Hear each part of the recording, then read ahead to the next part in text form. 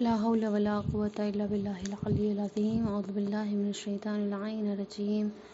بسم الله الرحمن الرحيم. رب اشرح لي صدري ويسر لي أمري واحلل عقدة من لساني يفقهوا قولي. اللهم صل على محمد وآل محمد وعجل فرجهم. قرآن عزیزان، السلام علیکم ورحمۃ اللہ. آج ہمارا جو ہے وہ درس تفسیر قرآن ہے، قرآن کریم ہے، کہ جس میں ہم نے اب تک جو ہے وہ ڈیٹیلز میں جانا تھا کہ قرآن کریم کی جو تفسیر اور جو معنی ہے خود قرآن کریم کی کیا اہمیت ہے، کیا برکات ہیں، کیا فضیلت ہے اس کی تلاوت کرنے کی، اسے حفظ کرنے کی، اس کے بارے میں جاننے کی، یہ ساری چیزوں کو جو ہے ہم نے پڑھا. آج کے درس میں جو ہے ہم پڑھیں گے سورہ مبارک حمد کے جو قرآن کریم کی سب سے پہلے سورہ ہے، اور یہ سورہ کے بارے میں ہم تھوڑی سی تفسیر کے بارے میں آشنائی حاصل کریں گے. سورہ مبارک حمد قرآن کریم کا جو ہے وہ سب سے پہلا سورہ ہے. ترتیب کے جو ہے ظاہری جو ہمارے پاس ترتیب سے قرآن مجید موجود ہے اس لحاظ سے جو ہے یہ پہلا سورہ ہے. اور ترتیب نزول کے اعتبار سے یعنی قرآن میں جب ہم دیکھیں گے تو پہلا سورہ ملتا ہے، لیکن نزول کے اعتبار سے یعنی جس طرح سے آپ نے سنا ہوگا کہ سورہ وغیرہ جس طرح سے ہمارے پاس مرتب ہے، ترتیب میں ہے، اسی طرح نازل نہیں ہوئی ہیں، بلکہ اس کی ترتیب میں جو ہے وہ دگرگونی ہوئی ہے، وہ آگے پیچھے ہوا ہے. تو جو نزول کے اعتبار سے اگر ہم دیکھیں تو سورہ حمد جو ہے وہ 5واں سورہ ہے، یعنی 5ویں مرتبہ جب سورہ نازل ہوا تھا تو سورہ حمد نازل ہوا تھا 5ویں دفعہ. اس کے پہلے 4 سورے جو ہے وہ نازل ہو چکے تھے. خوب یہ سورہ جو ہے وہ مکی ہے اور 7 آیتیں جو ہے وہ کلن اس میں پائی جاتی ہیں. بسم اللہ الرحمن الرحیم.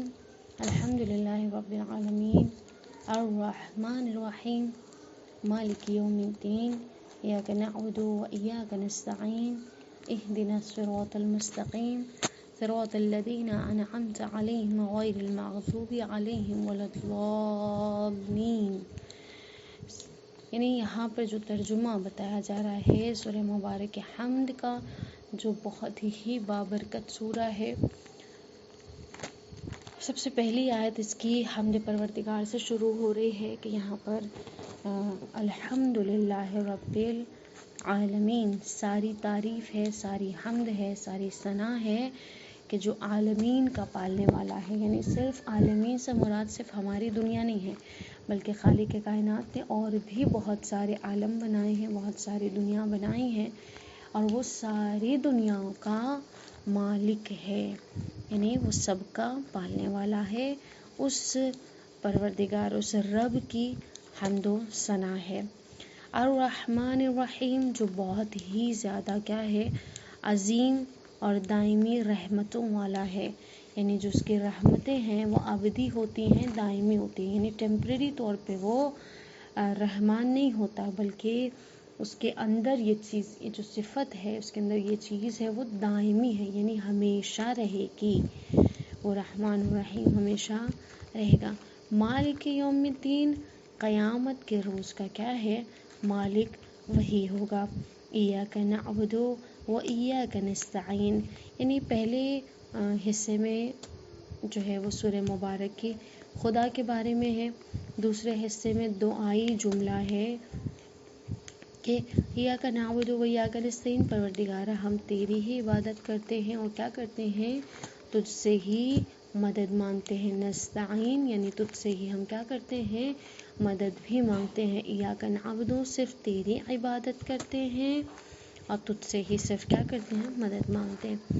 اس کے بعد کیا ہے، اہدنا الصراط المستقیم، ہمیں تو کیا کرنا، سیدھے راستے پر، جو راہ مستقیم ہے، جو بہترین راستہ ہے، جو سیدھا راستہ ہے، اس کی ہدایت فرماتا رہے ہمیں. یعنی خدا ہمیں کیا کرتا ہے، بہترین راستوں کے لیے ہدایت کرتا ہے، کیونکہ پروردگار عالم کہتا ہے کہ میں ہادی ہوں اور بہترین ہادی ہوں، بہترین رہنما ہوں. یعنی اگر سیدھے راستے پر خداوند عالم کیا کرتا ہے؟ اپنے بندگان کو سیدھے راستے کی کیا کرتا ہے؟ تلقینیں دیتا ہے، اسے وہاں کی رہنمائی کرتا ہے۔ صراط الذین انعمت علیہم غیر المغضوب علیہم ولا الضالین، جو ان لوگوں کا راستہ ہے جن پر تو نے کیا کیے ہیں؟ نعمتیں نازل کی ہیں۔ صراط الذین انعمت علیہم، وہ راستہ، ان لوگوں کا راستہ، انعمت علیہم، جس کے اوپر کیا کیا تو نے؟ نعمتیں نازل فرمائی ہیں۔ غیر المغضوب علیہم ولا الضالین، ان لوگوں کا راستہ نہیں کہ جن کے اوپر کیا ہے؟ جن لوگوں پر تیرا غضب ہے، یعنی ان کے راستے پہ ہمیں ہدایت فرما جن کے اوپر تو اپنی نعمتیں نازل کرتا ہے، بجز یہ یعنی ان لوگوں کے راستے پہ ہمیں ہدایت نہ کرنا کہ جس کے اوپر تیری جو ہے وہ غضب ہے، تیری ناراضگی ہے۔ خوب یہ اس کا جو ہے وہ ترجمہ ہے سورہ مبارک کا۔ اب جو ہے اس کی جو تعریف ہے، مثلا جو انٹروڈکشن ہے سورہ کا، وہ کچھ اس طرح سے ہے کہ سورہ فاتحہ بھی جو کہا جاتا ہے اسے سورہ حمد کو، یعنی سورہ الحمدللہ رب العالمین جو ہے وہ سورہ حمد کو فاتحہ بھی کہا جاتا ہے، وہ جو ہے وہ اس کی 7 آیتیں ہیں اور مکہ میں نازل ہوئی ہیں۔ خوب قرآن کریم کا بتاتے ہیں، یعنی یہاں پہ یہ کہ سورہ حمد جو ہے وہ ایک ایسا سورہ ہے، مخصوص سورہ ہے کہ جو 2 بار نازل ہوا ہے، ٹھیک ہے؟ ہر سورہ، ہر آیتیں ایک ہی بار نازل کی گئی ہیں، لیکن سورہ حمد کو کیا کیا گیا ہے؟ 2 بار نازل کیا گیا ہے۔ ایک مکہ میں نازل ہوا تھا، یعنی جب مکہ میں تھے رسول خدا تو وہاں نازل ہوا تھا مکہ معرمہ میں، اور یعنی بعثت کے ابتدا ہی میں نازل ہوا تھا، ٹھیک ہے نا؟ اور دوسری مرتبہ جب نازل ہوا ہے تو مدینہ منورہ میں نازل ہوا تھا کہ جب قبیلے کی تبدیلیاں ہونے والی تھیں، اس کے پہلے، یعنی تبدیل ہونے سے پہلے قبیلے کی اس کے پہلے نازل ہوا، یعنی یہ مکی بھی ہے چاہے کہ مدینی بھی ہے، کیونکہ مکہ و مدینہ دونوں میں یہ سورہ نازل ہوا ہے۔ یعنی واحد جو یہ کوالٹی ملی ہے وہ صرف سورہ فاتحہ کو ہی ملی ہے، باقی کسی سورہ کو یہ شرف حاصل نہیں ہوا۔ خوب اس سورہ کے جو ہیں وہ کئی معروف اسم ہیں، کئی معروف نام ہیں، ان میں سے کچھ مثلا یہ کہ سورہ فاتحہ کہا جاتا ہے، فاتحۃ الکتاب بھی کہا جاتا ہے، سورہ مناجات بھی کہا جاتا ہے، سورہ حاجت بھی کہا جاتا ہے، سورہ شفا، سورہ دعا، سورہ سمیع و مثانی، سورہ ام الکتاب، ام القرآن، سورہ الوافیہ، سورہ الکافیہ، یہ سارے جو ہیں وہ معروف نام ہیں سورہ کے۔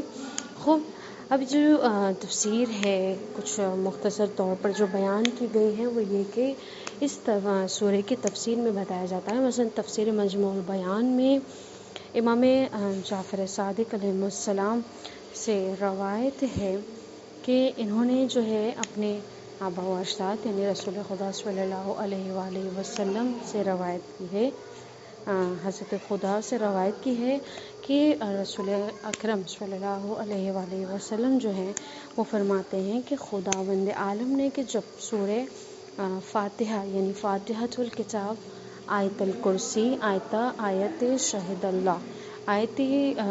اللہ یعنی سورہ آل عمران کی 18ویں آیت ہے، آیت شہد اللہ یعنی بسم اللہ الرحمن الرحیم، شہد اللہ انہ لا الہ الا هو الملائکۃ اولو العلم، یہ جو آیت ہے یعنی 18ویں آیت جو ہے بہت ہی معروف آیت ہے یہ۔ خوب یہ والی آیت اور جو ہے اللہم مالک الملک 26ویں آیت ہے تقریباً شاید سورہ آل عمران کی ہے، وہاں پر 26ویں اور 27ویں آیت یعنی 2 آیتیں موجود ہیں جو بغیر حساب پر جا کے ختم ہوتی ہیں۔ تو یہ کچھ آیتیں ہیں، اور یہ جو سورہ فاتحۃ الکتاب ہے یعنی سورہ حمد ہے، یہ جو چیزیں ہیں جب خالق کائنات نے انہیں نازل کیا یعنی نازل کرنے کا جب ارادہ کیا تھا کہ اسے نازل کیا جائے تو یہ سارے کیا ہوئے تھے؟ عرش سے چمٹ گئے تھے، یعنی بالکل چپک گئے تھے ان سے بالکل جو ہے، اور کہنے لگے کہ یعنی جو یہ آیتیں ہیں اور یہ جو سورہ ہے، روایتوں میں ملتا ہے کہ رسول خدا کے فرماتے ہیں کہ جب انہیں ارادہ کیا گیا کہ انہیں نازل کیا جائے تو یہ لوگ عرش الہی سے جا کے چمٹ جاتے ہیں، اور یہ لوگ کہتے ہیں کہ خداوند عالم تو کیا کر رہا ہے، ہمیں کن کے درمیان بھیج رہا ہے؟ یعنی جب وہ لوگ ان کے یعنی جب عرش الہی سے وہ لوگ چمٹ گئے تو رسول بتاتے ہیں کہ ان کے اور خدا کے درمیان کوئی بھی حجاب حائل نہیں تھا، یعنی بلا فاصلہ تھے وہ لوگ، ان کے درمیان کوئی بھی فاصلہ نہیں تھا، ان کے درمیان کوئی بھی پردہ حائل نہیں تھا، کوئی بھی رکاوٹ ان کے درمیان نہیں تھی۔ خوب ان لوگوں نے مثلا انہوں نے کہا، یعنی یہ آیتیں اور یہ جو سورہ ہے وہ فریاد کرنے لگی کہ خداوند عالم یہ تو کیا کر رہا ہے، ہمیں کہاں پر نازل کر رہا ہے کہ جو گناہوں کا گھر ہے، یعنی دنیا میں ہمیں بھیج رہا ہے کہ جن کے پاس یعنی ایسی جگہ پر تو ہمیں جو ہے وہ بھیجنا چاہتا ہے، تو وہاں پر ہمیں بھیج رہا ہے جو تیری نافرمانی کرتے ہیں، جبکہ ہم بالکل طاہر ہیں، ہم بالکل مطہر ہیں، ہم بالکل پاک و پاکیزہ سے وابستہ ہیں، تو نے ہمیں طاہر بنایا ہے۔ یعنی یہ مخصوص آیتیں ہیں کہ جنہوں نے خدا سے فریاد کیا تھا کہ ہمیں دنیا میں نہ بھیج، کیونکہ دنیا کیا ہے، نافرمانی، تیری نافرمانی کرتی ہے۔ خوب، تو یہاں پر اللہ نے کہا تھا کہ مجھے اپنی عزت و جلال کی قسم ہے کہ میں نے مطلب یہ بھی جو شخص بھی ہر نماز کے بعد تمہاری تلاوت کرے گا، یعنی آیت الکرسی کی، سورہ حمد کی، آیت شہد اللہ اور مالک الملک، اللہم مالک الملک، 26 آیت جو ہے اس کی اگر جو بھی کوئی تلاوت کرے گا تو خداوند عالم نے بہترین اجر کو رکھا ہے اس کے بدلے۔ کون سا اجر؟ یعنی ہر نماز کے بعد اگر جو تمہاری تلاوت کرے گا اسے کیا ہوگا، تو ایسا شخص کہ جو ان آیتوں کی تلاوت کرے گا ہر نماز کے بعد، وہ کیا ہوگا، جہاں بھی ہوگا وہاں سے وہ نکال کر خطیرۃ القدس میں خداوند عالم اسے رہائش دینے والا ہے، اور ہر روز اس کی طرف اپنی مخفی آنکھ سے خوب کیا کرے گا، نظر کروں گا، یعنی خداوند عالم اس کے اوپر مخصوص نگاہیں ڈالے گا، اسے دیکھے گا، اور روزانہ اس کے 70 حاجتوں کو پوری کرے گا۔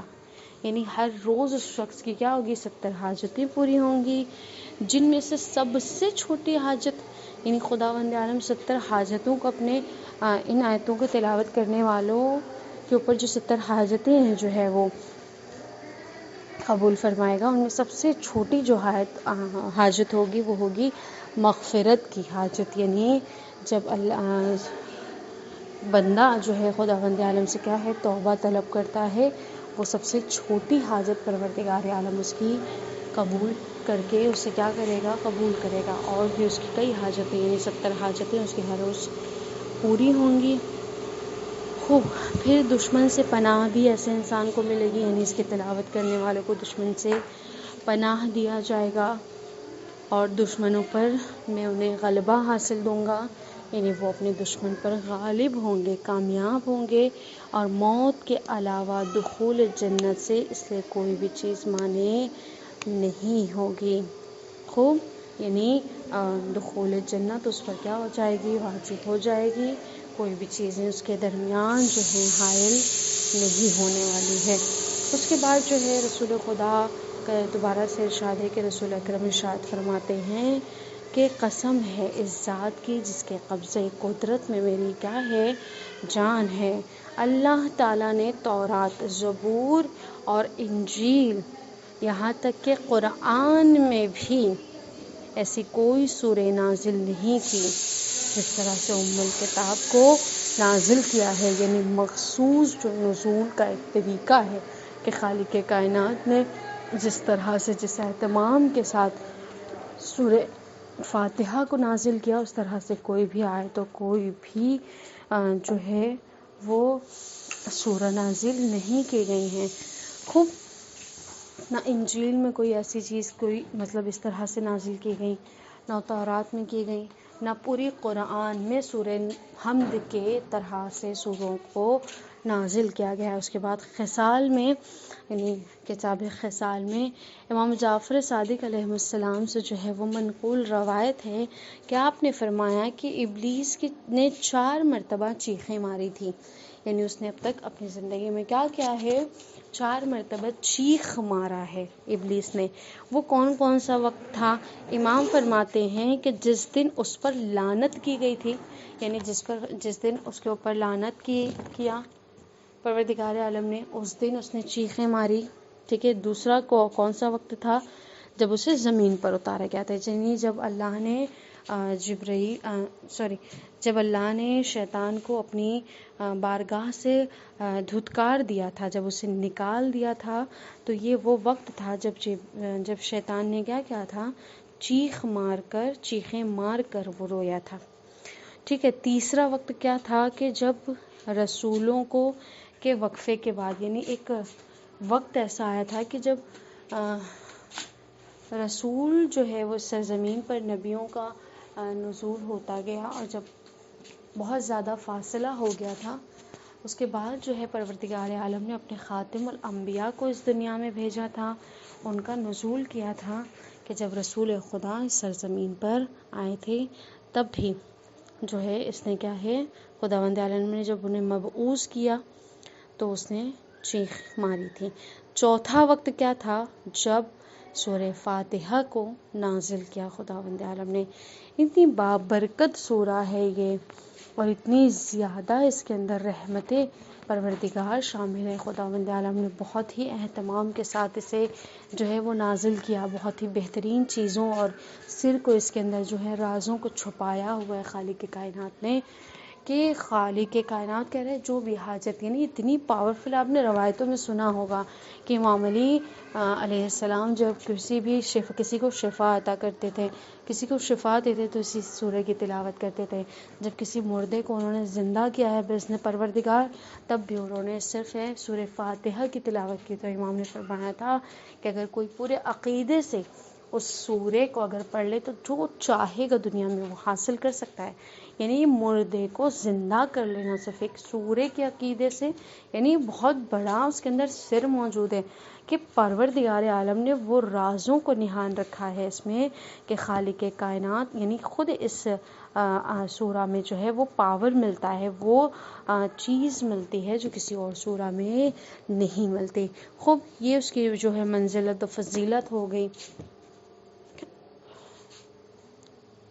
اس کے بعد جو سورہ فاتحہ کی جو بسم اللہ ہے، یعنی ایک مسئلہ یہ بھی ہوتا ہے کہ ہر سورہ میں جو بسم اللہ سے شروع ہوا ہے، یعنی ہر سورہ سے پہلے جو ہے وہ بسم اللہ کہنا ہوتا ہے۔ تو یہاں پر جو سورہ حمد ہے، بعض کہتے ہیں کہ وہ جز ہے اس کا، خود سورہ کا جز ہے بسم اللہ الرحمن الرحیم۔ بعض کہتے ہیں کہ مفسرین کہتے ہیں کہ نہیں، یہ اسی طرح سے ہے جیسے ہر سورہ کے پہلے بسم اللہ نازل ہوا ہے، بسم اللہ کی جو ہے وہ تلاوت کرنی چاہیے۔ یہاں پر شیعہ علماء و محققین کا اس مسئلے میں کوئی اختلاف نہیں ہے۔ مثلاً کہ جو جو بسم اللہ الرحمن الرحیم ہے، یعنی سورہ حمد کا جو بسم اللہ ہے وہ سورہ توبہ میں بسم اللہ نہیں ہے، یعنی سورہ حمد میں بسم اللہ خوبی چی اختلاف کہا جا رہا ہے کہ اس میں کوئی اختلاف نہیں ہے۔ کن کن چیزوں میں اختلاف نہیں ہے؟ یہ کہ سورہ حمد کا بسم اللہ، اور سورہ توبہ میں آپ نے سنا ہوگا کہ سورہ توبہ میں جو ہے وہ بسم اللہ موجود نہیں ہے۔ خوب وہاں پر بسم اللہ جو ہے وہ نہیں کہنا ہوتا ہے۔ خوب تو یہ جو سورہ کا جو یعنی ہر سورہ کا جو سٹارٹنگ میں یعنی جو ابتدا میں بسم اللہ آتا ہے، یہ جو ہے وہ اس چیز کا ثبوت ہوتا ہے کہ ہر سورہ کے پہلے جب بسم اللہ آیا ہوا ہے، وہ اس چیز کو ثابت کرتا ہے کہ ہر سورہ کو پہلے کیا ہے، اس کا جز سمجھ کر ہی اس کی تلاوت کرنی ہے۔ خوب تو یہ بات یہاں پر ختم ہو جاتی ہے، کوئی اختلاف کا یہاں پہ موضوع نہیں ہے۔ خوب یعنی زمانے پیغمبر سے لے کر اب تک جو بھی سورہ، مثلا اس زمانے میں جتنی بھی سورہ آئی ہیں اور اب تک جو بھی ہے تلاوتیں ہیں ہماری جس طرح سے ہم کرتے ہیں، تو ہر سورہ کے پہلے وہ بسم اللہ کہا جاتا ہے، بس سوائے سورہ توبہ کے کہ سورہ توبہ میں بسم اللہ نہیں کہنا ہے، اور اس میں ہے بھی نہیں قرآن میں موجود۔ خوب اب جو یہاں پر جو چیزیں ہیں جو اہل سنت برادر دین سائی ہے، وہ یہ کہتے ہیں کہ انہوں نے امام علی علیہ السلام سے روایت کی ہے، ان سے نقل کیا ہے کہ کسی شخص نے جو ہے وہ آپ سے پوچھا تھا، مثلا امام علی علیہ السلام سے سوال کیا تھا کہ سب مسانی کسے کہتے ہیں، سب یعنی 7 کو ایکچولی سب کہتے ہیں۔ تو یہاں پہ اور اس نے سوال کیا امام سے، تو امام نے فرمایا کہ سورہ حمد کو کہا جاتا ہے۔ بس سورہ حمد کی اگر الحمدللہ رب العالمین سے غیر المغضوب ولا الضالین تک اگر دیکھا جائے تو وہ 6 آیتیں ہیں۔ خوب تو 7 آیتیں بسم اللہ کو شمار کر 7 آیتیں ہوتی ہیں، ٹھیک ہے. تو امام نے کہا کہ وہ جو مثلا اس نے جب سوال کیا کہ سورہ حمد میں سے 6 آیتیں ہیں، تو آپ نے فرمایا کہ بسم اللہ الرحمن الرحیم بھی کیا ہے، اسی کا حصہ ہے. خوب، تو اس چیز سے مطلب ان کے درمیان یہ ظاہر ہے کہ وہ اس چیز کا کیا ہے، وہ جز ہے. خوب، یہ ہو گئی اہل سنت کی روایت، اور جو اہل شیعہ علماء ہیں ان کے درمیان وہ چیزیں ہیں کہ اس چیز کو ثابت کر دیتی ہیں کہ ہر سورے کے پہلے بسم اللہ کے کہنا ہی اس چیز کا پروف ہوتا ہے، اس چیز کو ثبوت دیتا ہے کہ وہ ان کا کیا ہے، حصہ ہے. خوب، وجہ سے سورہ توبہ کے، ٹھیک ہے. اب جو ہے یہ سورہ مبارک حمد کی مختصر سی تفسیر تھی، اور اس کی تفسیر واقعاً اتنی زیادہ وسیع ہے کہ آپ نے وہ جو ہے تو واقعہ سنا ہوگا مولا متقیان کا، کہ کسی نے سوال کیا مولا سے کیا فضیلت بیان کرے، تو مولا نے کہا اتنا، یعنی ساری چیزیں ختم ہو جائیں گی اور سب کچھ، لیکن حمد کی جو ہے وہ ختم نہیں ہوگی. پھر امام نے شروع کیا تھا بتانا، تو بھائی بسم اللہ سے شروع کیا، پوری رات گزر گئی تھی اور اسی کی فضیلت ختم نہیں ہوئی تھی. تو یہ چیز کو مطلب بتاتا ہے، یعنی نتیجتاً ہمیں یہ سمجھ میں آ جاتا ہے کہ ساری رات مولا متقیان جیسا مولا، جیسا امام، اور وہ معصوم ہے کہ جس نے مثلا پوری رات گزار دی اور بسم اللہ یعنی سورہ حمد کے بسم اللہ کے با کے نقطے کی صرف بحث ختم نہیں ہوئی. تو ہمارے لیے جائے تفکر ہے کہ واقعاً سورہ حمد کی فضیلتیں کتنی زیادہ ہوں گی، یعنی شاید ہم اپنی تمام عمر ختم کر دیں لیکن اس کی فضیلتیں جو ہیں وہ تمام نہیں ہونے والی ہیں. خوب، تو یہ فضیلتیں ہیں سورہ حمد کی کہ جسے خداوند عالم پسند کرتا ہے، جسے خداوند عالم نے بہت ہی مخصوص طریقے سے نازل کیا ہے، بہت ہی مہم ہے، اہم چیز ہے یہ قرآن مجید کی.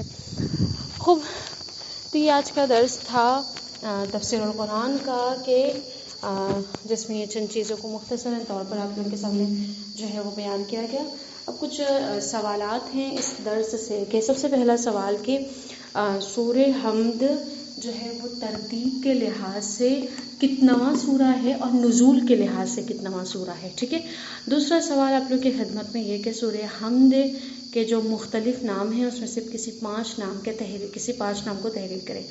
تیسرا سوال یہ کہ خداوند عالم نے کچھ آیت اور سورہ کی جو ہے وہ فضیلت بیان کی، ان کی فضیلت اتنی زیادہ ہے کہ وہ لوگ نازل جب خداوند عالم کرنا چاہ رہا تھا تو وہ انکار کر رہے تھے.